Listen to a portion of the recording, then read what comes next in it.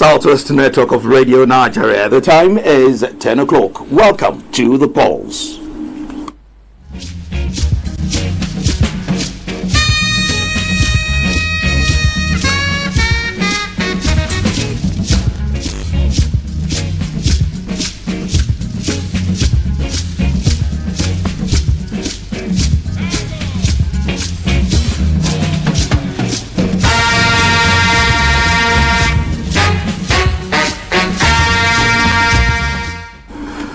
Good morning and welcome to another edition of The Pulse. It's a wet morning here in Ibadan. I don't know where you are. Are you feeling the showers too? The program that focuses on the dynamics of good governance, politics, and socio-economic well-being of the people. We're reaching you live from our various FM stations across the Southwest, which has Premier FM 93.5 Ibadan, Paramount FM 94.5 Abeokuta, Progress FM 100.5 at Duekiti, Positive FM 102.5 Akure, Ogolu FM 89.3 Oko, and Gold FM 95.5 Elisha. My name is Stephen Agbaje, welcoming you to this week's edition. Not alone. I am sure you forgot to say that, but I'll say it. My name is Feyishara Owomoyela, and I'm saying good morning. It's good to have you again on another edition of The Pulse. If you are watching us live, you see that both of us are diviring. Yes, so now this is in it's so wet this morning and cold. We are welcoming you to another edition of The Pulse. We are still in July 2026, and it's the rain months. The 15th day in the month, first month of the second half of the year 2026. Middle of the month is here. Middle of the middle. Don't you see? All right. First 6 months gone already. Do remember to join us on our Facebook page, which is at PFM. Premier FM 93.5 Ibadan, and we are also available on other social media handles at PFM 935 Ibadan. Today on The Pulse, we shall be examining the roles of opposition parties in governance. In case you don't understand what I'm saying, I am referring to it. Let me coin it now. Yes, sir. How do we curb unhealthy criticism against a running government? The possible ways opposition parties and the incumbent government can synergize, as well as opposition parties and their roles towards assisting the present government. And before we go deeper, we take a quick look at today's newspaper's headlines. All right, let's take a look. I have the Vanguard, the Punch, the Nation, the Guardian. But let me start with the Vanguard. PFIPC. How police nabbed DG Adeyemi in Osun Village. That's from the Vanguard. And still from the Vanguard, why Nigeria's national database is still fragmented despite NIMSI's claims. Still from the Vanguard, INEC chair seeks more funding for elections. And also from the Vanguard, Sultan declares July 16 as first day of the 1448 AH after moon sighting review. That's also from the Vanguard. All right, I shift my gaze to the Punch. 2027 race. INEC recognizes Atiku 470 ADC candidates. Tears, joy as abducted Oyo pupils reunite with parents. UK-based Nigerian caregiver dies by suicide. All these and more when you flip through the pages of the Punch. All right, the Nation also came to the front burner this morning with the headlines like CBN withholding federal government's 5.3 trillion unremitted operating surplus, says Office of Accountant General of the Federation. Also from the Nation, executive bill on state police gets to House of Reps. Accord members in solidarity with Ashim over court case. That's also from the Nation newspaper. And lastly, the Guardian this morning, Orire kidnapping, Senate lawyers, CSOs divided over Makinde's push for UN probe. Akpabio, Abba's defend decision to prioritize Tinubu State Police Bill. And lastly, PFIPC calls grow for Senate, Bajabiamila probe has police arrest Adeyemi. All these are from The Guardian, and it was compiled by Olaolu Fawole.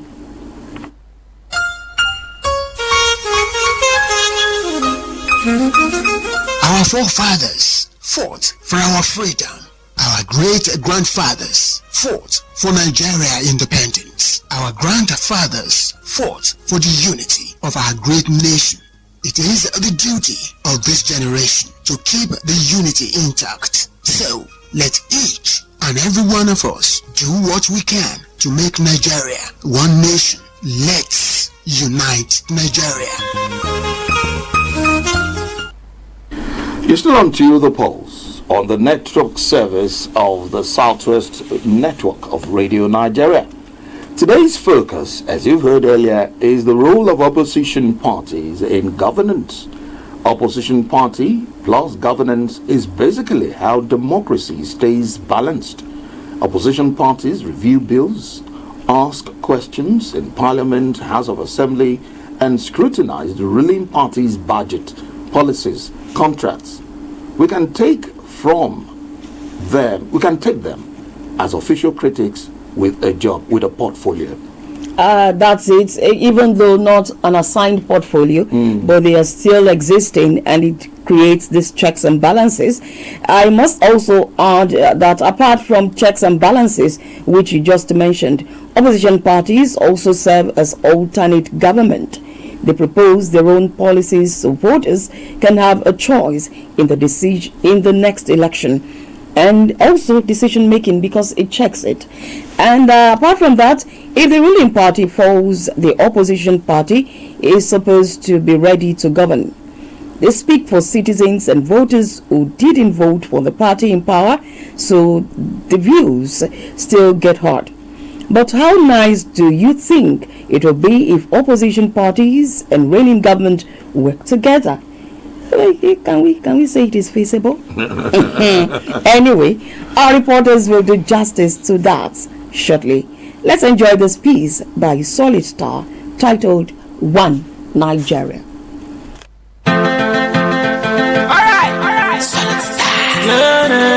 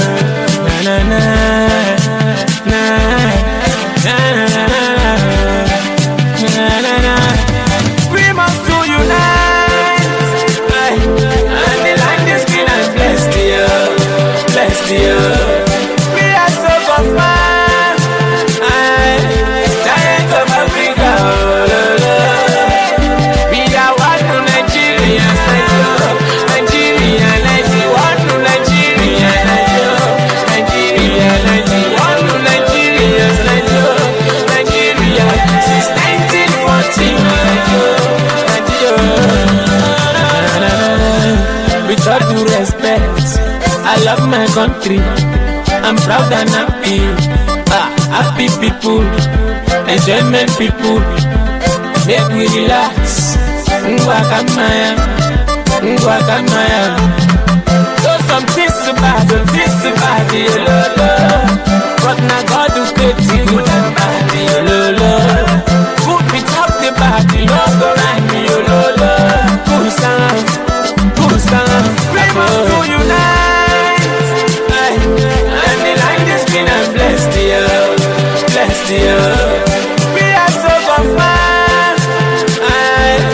Giant of Africa. We are one to Nigeria. Nigeria, one to Nigeria.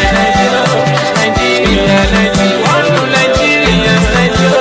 Nigeria, since 1914. Queen Elizabeth, Nnamdi Azikiwe, Tafawa Balewa, Nsiegu Kaduna, Awolowo, powerful people, rich people, the military take over, the men who take over, Agu Yunsi, Buhari, Ojuku, Ojuku, Ezioku Kanku, Kanku. We must do unite, and the land is green and blessed. All right, since 1914, Niger area became Nigeria, and we're still here. One Nigeria, solid star. That story remains evergreen every day since 1914. You know, those heroes, their labors, let us not let it be in vain. Let's unite. These songs actually teaches, all these songs, they teach history. Actually, as I since 1914 and amalgamation, blah blah blah blah.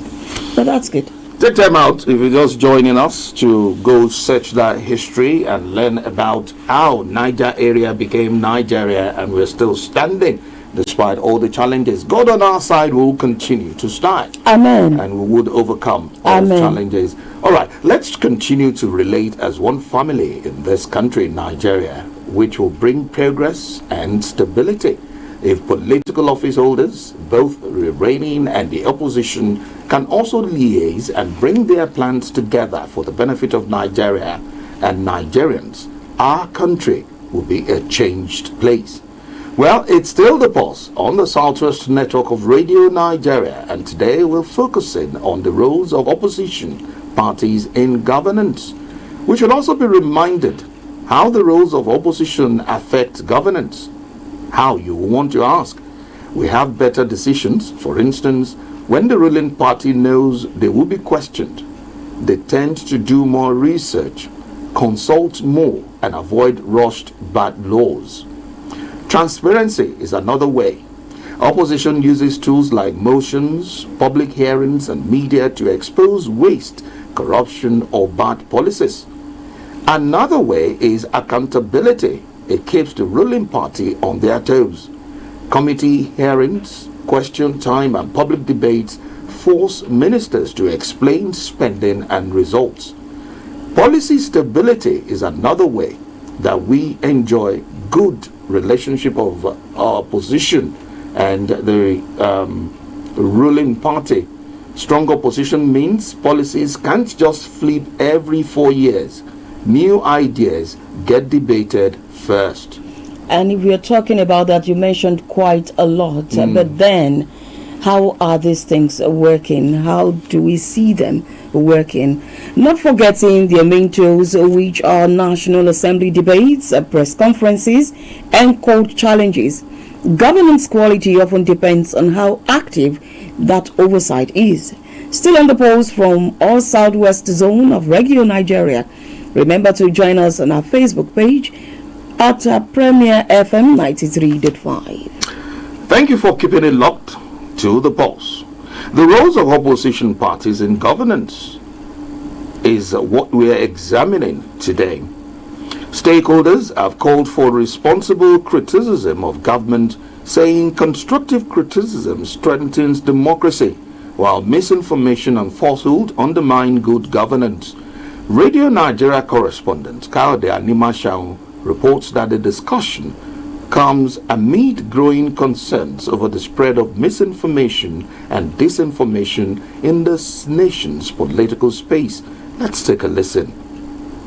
In every democratic society, criticism serves as an essential mechanism for promoting transparency, accountability, and responsible leadership. Through constructive criticism, citizens, opposition parties, civil society organizations, and the media are able to evaluate government policies, identify shortcomings, and advocate reforms that strengthen democratic institutions. Stakeholders, however, note that criticism becomes unhealthy when it is driven by deliberate falsehood, misinformation, malicious propaganda, hate speech, or attempt to incite the public against constituted authority without credible evidence. An Ondo State-based journalist, Mr. Babatope Okewu, observed that criticism should not focus solely on condemning government actions, but should also acknowledge positive achievements where necessary. According to Mr. Okewu, balanced criticism encourages leaders to address identified lapses while motivating them to sustain policies that that serve the interest of the masses. When there is unfair criticism or deliberate falsehood against government, it will paint the government in bad light. And more importantly, if the government has intention of doing something, it may not do it. A public relations and communications expert, Mr. Femi Salau, described unhealthy criticism as communication built on misinformation, fake news, cyberbullying, and narratives capable of promoting hatred or inciting violence. Mr. Salau explained that while the Nigerian Constitution guarantees freedom of expression and protects citizens' right to hold government accountable, it also provides legal frameworks for addressing abuses that threaten public order and national security. Government should welcome healthy criticism, and then the citizens and stakeholders will also ensure that they don't fall into the trap of unhealthy criticism capable of causing misinformation, hate, or inciting the public against the government. A public affairs analyst, Mr. Adesegun Salako, also pointed out that criticism is an inevitable feature of every democratic system because political interests naturally create differing opinions. He maintained that while the challenge of destructive criticism might not be totally eradicated, democratic institutions own it a duty to always responsible political engagement and civic education to reduce its harmful effects. Some people are on the payroll of the opposition to ensure that nothing good is said about the government. Unfortunately, the algorithm will not also favor whomever is in power. So hence, the fact that we have unhealthy criticism will always come to play. Respondents who spoke with Radio Nigeria called on both government and citizens to uphold truth, fairness, and sense of responsibility in exercising their democratic rights.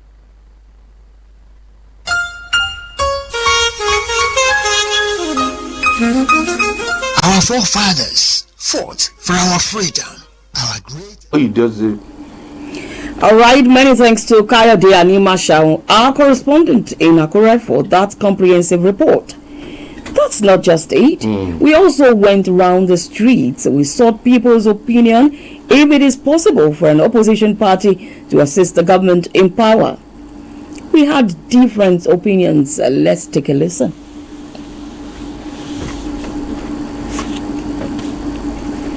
The only way opposition parties can help any party in government is to give constructive criticism. But in our type of politics we play, ruling governments always see opposition as not having anything to contribute for the upliftment of the country. But in a country where things are done normally, where politics is played for the sake of the people, opposition has a very strong role to play because they will keep the ruling party on their toes and make sure that they are doing exactly what will move the country forward. But in Africa, especially in Nigeria, opposition parties are demonized, that even constructive criticisms are taken as something that is not in the interest of the ruling party.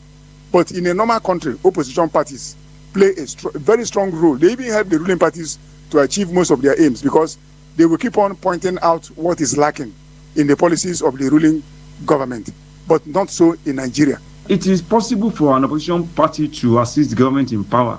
But what we do see these days is that the opposition party does not tend to work with the incumbent. Instead, you see them criticizing what the incumbent is doing. And they ought to come together and work assiduously to ensure the smooth running of the government in their various states or government various countries. Opposition parties should be a checkmate, watchdog for political parties that are in power, I mean the ruling party. And it's a very welcome development. And this helps governments to make good policies. They are relevant body that should be recognized.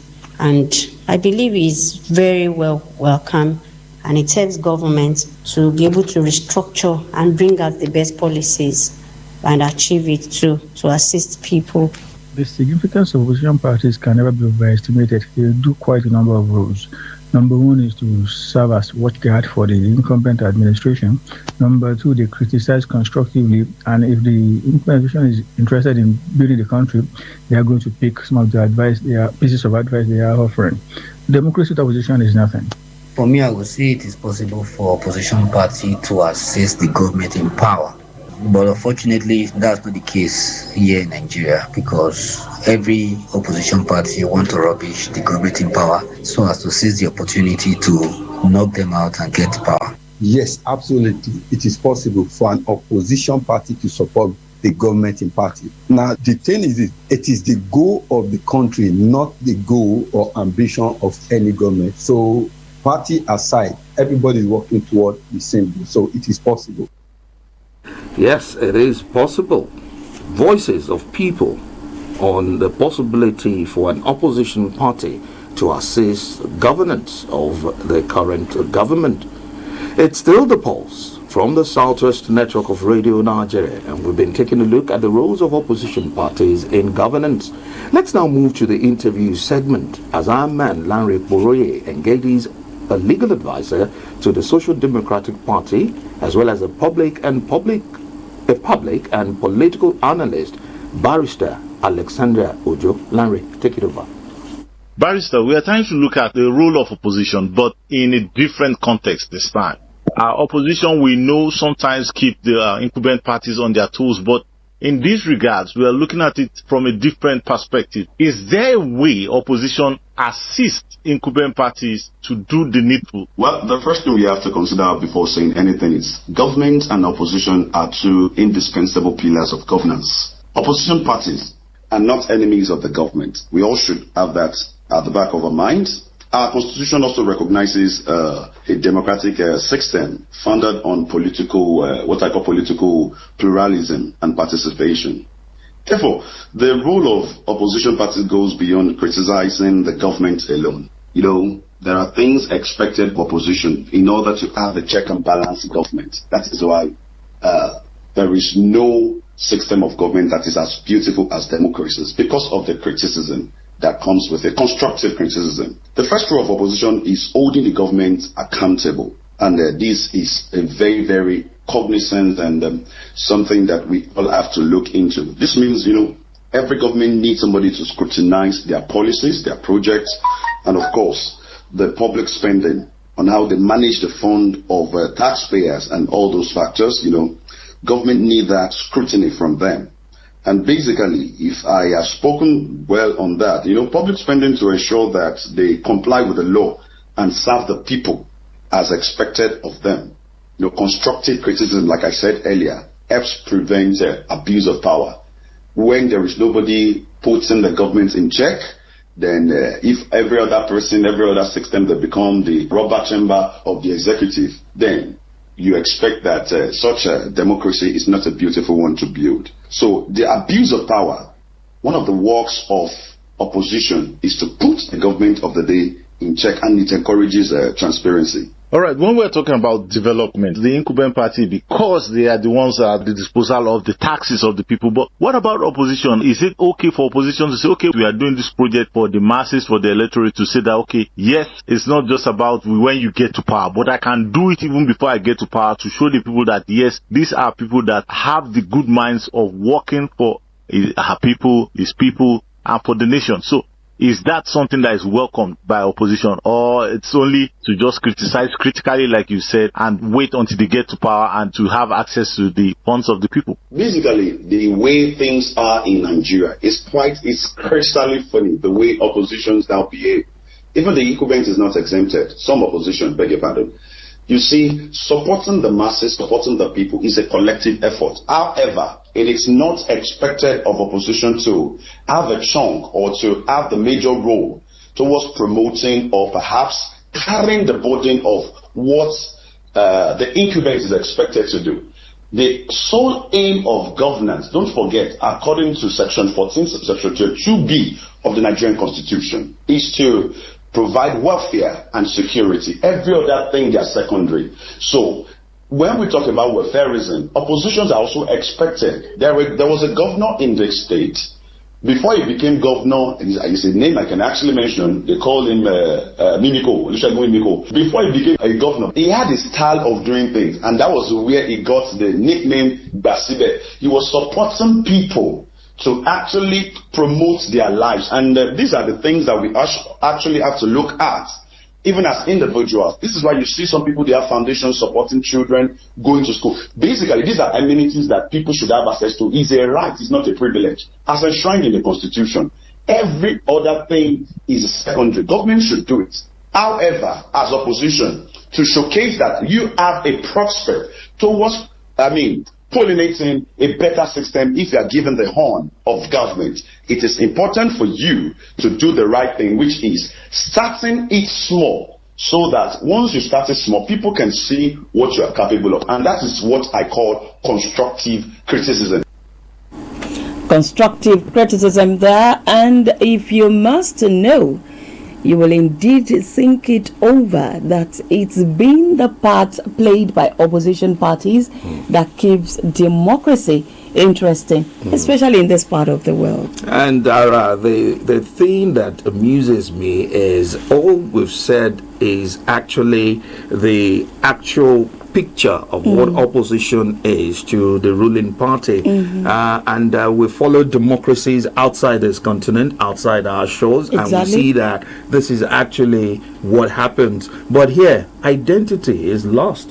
Somebody that is in Party A 2023 elections next year, you understand, you will have believed he had embodied the ideas of his party, but in another 4 years, you see him in that another B party. B, and he has jettisoned the idea of, do they even have this? Exactly. And if we see other climate, you see a Republican is a Republican for life till he dies. Anyway, that is how far we'll be able to go on today's edition of the Pulse. You can join us again next Wednesday for a fresh package for feedbacks, comments, and suggestions. And if you must know or tell us what can be done to help the nation, you can reach us on our social media handles. Facebook is at www.facebook.com/Radio Nigeria Ibadan, and website www.radionigeriaibadan.org.ng. Special thanks to the Zonal Director Olufemi Fulani and all heads of units, as well as our participating FM stations. The studio manager had been Lanre Yusuf. The production crew was led by Stephen Sanusi and assisted by Omotayo Alonge. My name is Stephen Agbaje, thanking you for listening. For my colleague Feyi Shara Owomoyela, a little bit wet, take something warm or very hot, like I'll do after this program. Enjoy the rest of the day. Good morning.